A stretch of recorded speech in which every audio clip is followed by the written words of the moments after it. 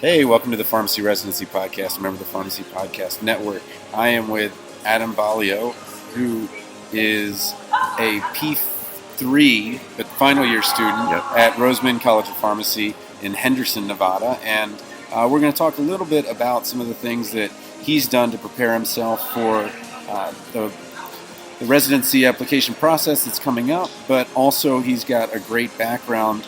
And again, I'm always skewed towards someone that also has a liberal arts background. My English major, he has theater arts major. So I wanted to first have him tell you a little bit about his background, and then maybe we'll get into what his kind of aspirations are and what are the things that we would need to do to get there. So Adam, welcome to the Pharmacy Residency Podcast. Thank you so much. It's great to be here.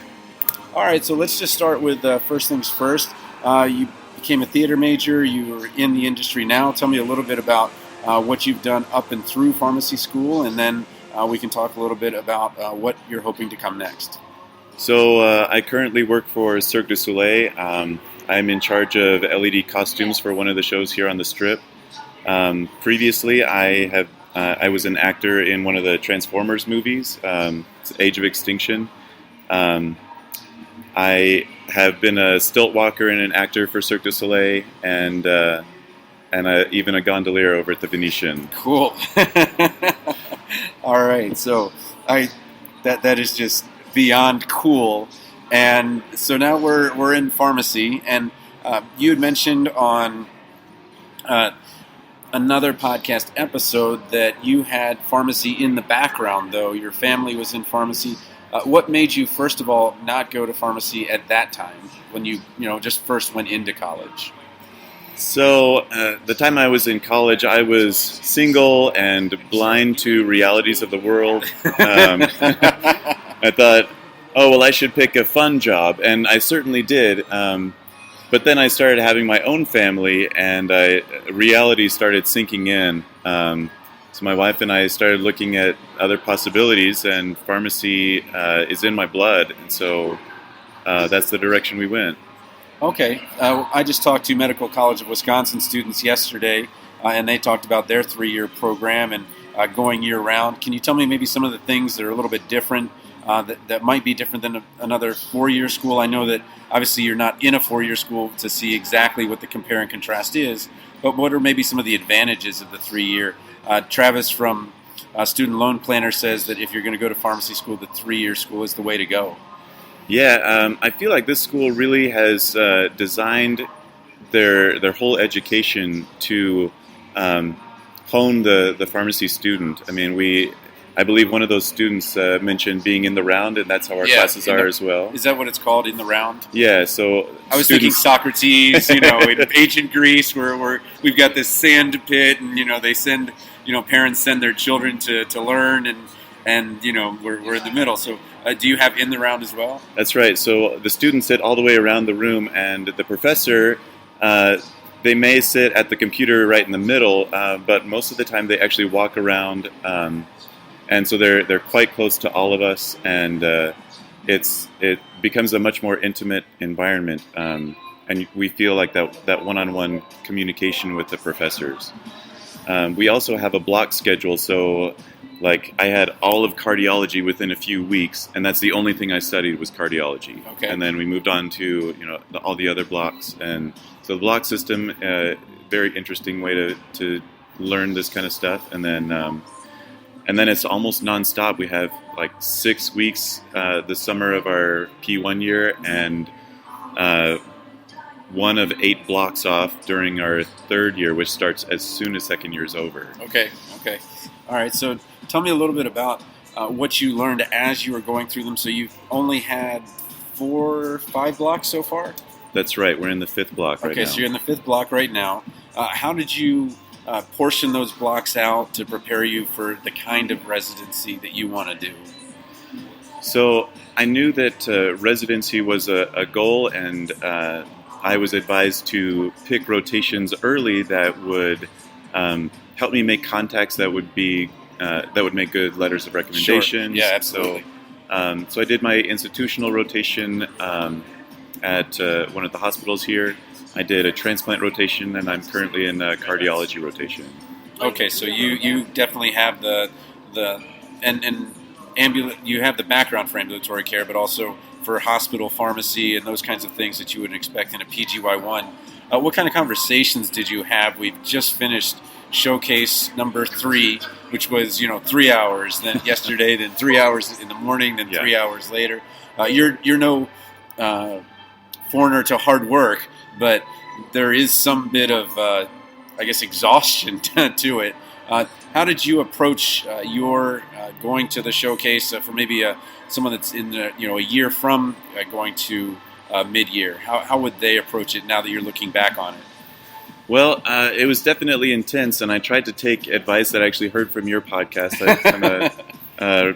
I listen religiously, but I tried to ask the residents where they're from and where they did their rotations, and to scope out what kind of students end up in those rotation spots. Are you talking about states? What state are they from? Does that site generally take people maybe in the Southwest, or are they from all over the country, or are they even just from one or two schools, or are the people in a hospital in that school? Exactly. What were you finding out? So there were a couple schools where the 2 or 3 residents that were accepted were from the same school. Okay. But then there were some that it was fairly diverse. There were people from all over the country, and so I was able to kind of feel that out. I also, when I got a chance to talk to the residency directors, I just wanted to feel out what their personality was, because that's the person I'm going to be interacting with most, who's going to flavor that residency the most. And I mean, they were all putting forward their best face, but there were certainly some that really demonstrated kindness and generosity toward their residents. Yeah, I was joking with one RPD last night. He said, that it was a little bit more spread out this year than it was in past years, so the students could get through to the RPD away. Usually, the residents are first, and then the RPD's in the back trying to answer questions. But he said that it was really good experience. He only had to do it for 3 hours. You had to do it for 3 times. So now that you've kind of gone through the showcase experience, tell me a little bit about what your plans are now for the future and how you're going to prepare for those residency applications. Well, now that I have a flavor of what each of these residencies are, it's time to hone down and really focus on the ones that I feel like I have vested interest in applying to, and that I have, maybe a leg up on. Okay. And then really focus on building those letters of intent to those specific sites. Yeah, and I keep harping on it, but talking to a different RPD, they made this motion where they're like, generic letter of intent, just out the window. Don't even think about it. Don't start it with, I want to express my interest in. It was nice to meet your residents at. Those are coming straight from the UCSF model document. So letter of intents are one thing, and then the letters of recommendation. That's always a tough thing because you have to get 3 out of 5 of your first APPEs to be those recommenders. Now, I don't remember. Are the recommendations? Do they all have to come from those 5 APPEs, or is there some kind of somebody that you worked for for one of the recommendations? What is Forecast saying about that? What I've read is it is just good advice to get those APPEs to have those letter of recommendation, but certainly faculty members or if you work in a pharmacy, they want to see a letter from your employer. Yeah. Okay. And then what specifically are you looking for in terms, it sounded like when we talked before the episode that geography is not as much of an issue as it is that you can be a good fit for the program. And it's always so frustrating to the student that's like, you've graded me on, and I know that yours uses the pass-fail system, but basically everyone has to have an A to continue. That's right. It's the 90% standard. Exactly. Which is a completely different thing than when I think people think pass-fail. They're like, what? They need a C or better? And you're like, no. It's not like that at all. But what I guess I'm asking is, how do you start choosing if area or location isn't as much of an issue? Well, it really becomes what the program is offering itself, which is really hard to pick from the ASHP site. Okay. A lot of programs look identical. No, it literally, the listing is identical, and then, you click on the link, and even some of the websites kind of look identical, like your required rotations, and you see that they're similar required rotations. Exactly. But I think it's those parts of the electives where maybe the electives match up better to what it is you want to do in the future. And you mentioned that consulting pharmacy would be something that you might be interested in. What would someone do in terms of a PGY1? Do they have to narrow it to ambulatory care, community, or hospital, or is PGY1 just in general really a good path for consulting? I feel like it's a good path no matter which PGY1 you end up with, because although ambulatory care does have a lot of patient interaction, and that's obviously a plus for counseling, there's a lot of programs out there that offer drug information, and there's I'm trying to think of all the programs that I went to and how I connected with each of them. But you had 8,000 people standing there with you. Exactly, exactly.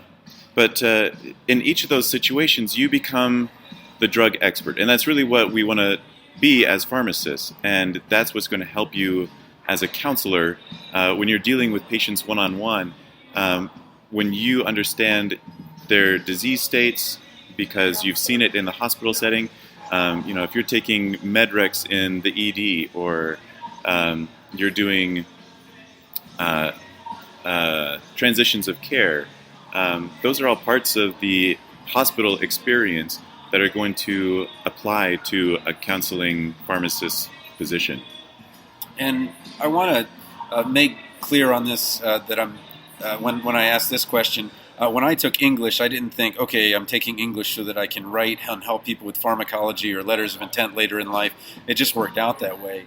I feel like your background in theater, and I think people mistake theater as always being on the stage, and that, there's not many transferable skills, where I think it's actually the exact opposite, where you seem to be very comfortable in front of groups of people. How is a theater background going to really make you unique in terms of being able to help someone one-on-one?